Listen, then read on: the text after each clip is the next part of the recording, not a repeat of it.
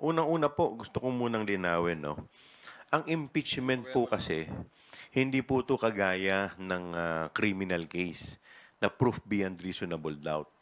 Kasi po dito sa impeachment po, ang tinitignan po natin dito, sabi nga po ni Justice Isagani Cruz, ang impeachment daw is a method of national inquest into the conduct of public men. So, ang ibig sabihin dito, ang tinitignan dito yung conduct ng mga nakaupo po na opisyal, lalong-lalo na yung mga impeachable officers, kung titignan po natin, dahil sila po, matataas po yung posisyon nila at yung conduct na hingi-hingi po ay dapat mataas din. Kaya nga po pinili lamang kung ano po yan.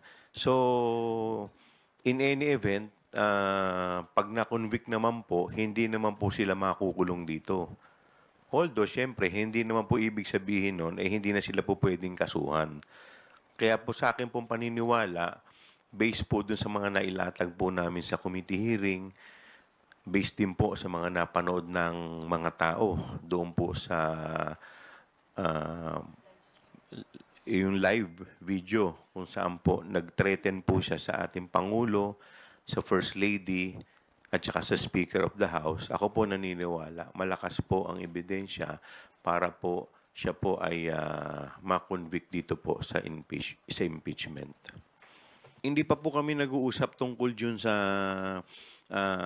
specific strategies dahil unang-una, marami pong mga private law firm na nagvo-volunteer po na tumulong. So sasalain pa po muna namin kung ano po yung mga private na lawyers ang aming isasama po dito.